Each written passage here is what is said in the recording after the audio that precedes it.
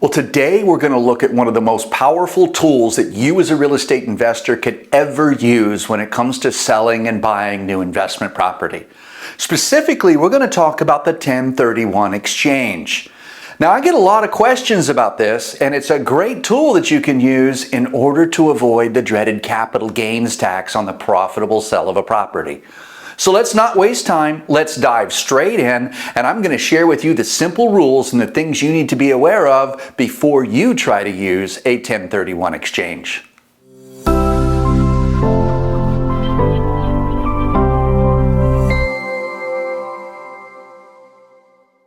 Well, the first rule you're going to follow when you're doing a 1031 exchange is you must have an investment property to sell.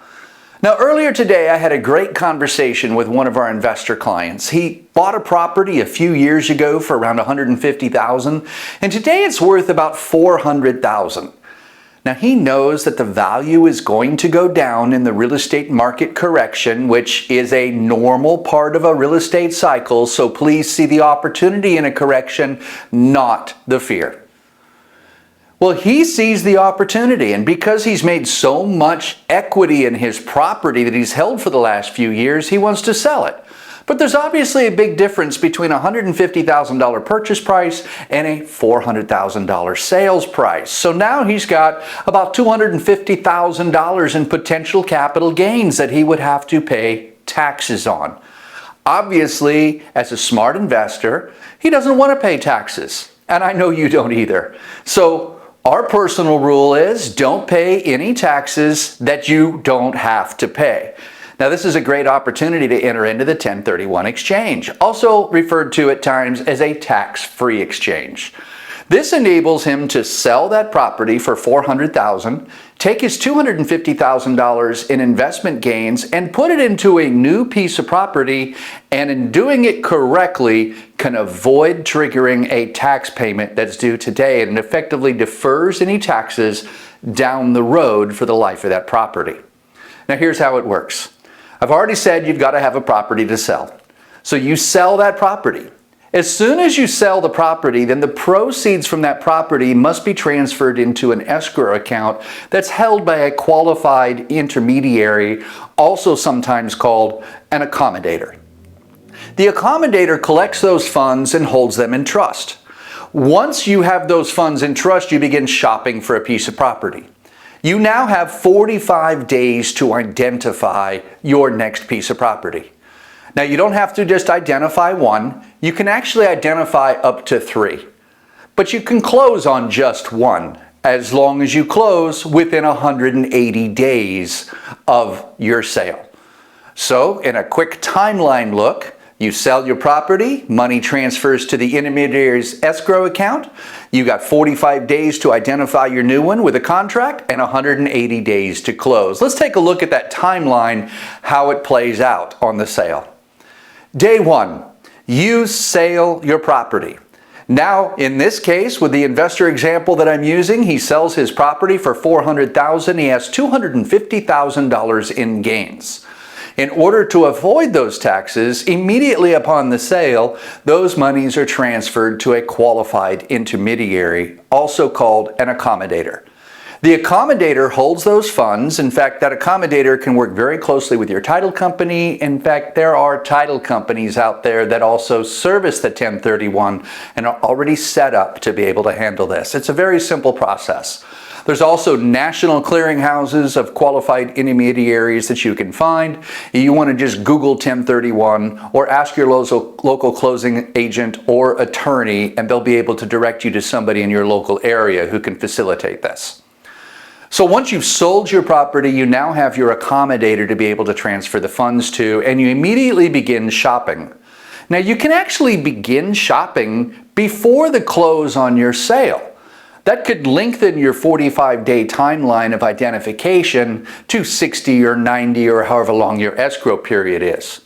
But then you can put it into contract. If it's before the closing, you want to make sure and disclose in your contract that the purchase of your new property is subject to the 1031 exchange in the sale of your former property.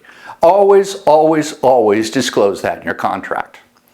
Then once your property closes, your funds transfer to your accommodator and you move on to step 2 and you now enter into the contract. Now this contract, this identification process must happen within 45 days of the closing of your initial sale. So that's a month and a half. That's why I say it's good to get started shopping before your closing so you're not rushed and you don't have to pick a property just because you're out of time. I want you to make sure that you pick a property that makes sense. Now you can identify, again, up to 3 properties. You don't have to close on all 3, but you have to identify up to 3 properties.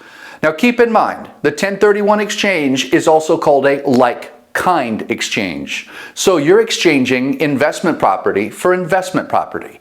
You're not going to sell your investment property and go buy a home that you can move into. You're going to have to replace it with a like-kind property or another investment property. Now, if you're selling a single-family home that was a rental, you could buy a duplex, a triplex, or even put the money into an apartment building. It's a greater value, but it's still a like kind, aka an investment or an income-producing property. The thing to be aware of is you've got that 45-day timeline. You must have that property identified within 45 days of closing. Yes, I know I've said that a few times because it is very, very important that you meet that 45-day deadline. Again, if you can start shopping before the close of escrow on your first property, you can get more than that 45 days and make sure you're finding a property that makes sense. Now, once you do enter into contract within that 45 days, your qualified intermediary, aka your accommodator, arranges to transfer the proceeds from the sale of your first property into the purchase of your next property. Now, notice the money is never touching your hands. This is a very key point that you must be aware of in a 1031 exchange. See, if you were to sit down at the sale of your first property and you collected a check from the escrow company and you took that check by hand over to your qualified intermediary, you are still subject to taxes because the money touched your hands. You cannot let the money touch your hands. It can't come into your account in any way, shape, or form, or you cannot qualify for the 1031 exchange. So it must transfer to your accommodator, and it must follow this process. So key points, you must have the qualified intermediary, and you must have that second property identified within 45 days of closing. Once it's identified, again, your accommodator or your qualified intermediary begins the process of transferring those funds on your behalf to the purchase of the new property, and that new property must close within 180 days of your initial closing. Now, it's a pretty simple process. Yes, I wished we had more than 45 days after the sale of the first property to identify the second, but they do give you up to 180 days to close, which gives you more than enough time to complete your due diligence, even if you're buying a commercial property and you need to do environmental studies. You still have time. Now, there are certain things that will allow you to extend the closing beyond that 180 days. And we don't have time to get into those rules or allowances today, but I do want you to be aware of certain circumstances that will allow you to extend beyond that 180 days in certain cases when necessary. But without those circumstances arising, a normal 1031 transaction should be able to close well within the timeline without any problem, and most importantly, without any immediate tax consequences to you. Now, this is a great tool for investors to use right now in this time of the market.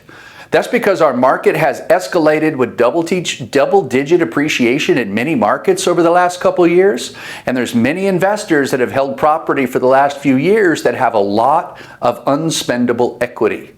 And if you'd like to take advantage of that equity before the market takes a downturn, now's a great time to look at a 1031 exchange so you can use that money to leverage yourself into a greater value property, a greater income producing asset, and continue to build wealth as the cycle begins all over again. This is a great tool, and I would encourage you to be looking at it.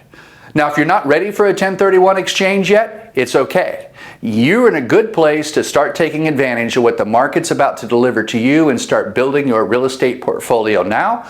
And in a couple of years, you'll be able to take advantage of the 1031, begin to take money tax-free, leverage yourself into greater valuable assets, increased income, and larger balance sheets that give you wealth and manageable cash flow. I'm Troy at IGC. I hope you've enjoyed this look at today's 1031 exchange, and more importantly, I hope you're in a position to be able to take advantage of it today, tomorrow, or in the very near future. If you'd like more information on how you can use this tool or any tool to help build your portfolio and increase your cash flow, then please give us a call or stop by our office. We'd love to sit down and talk with you.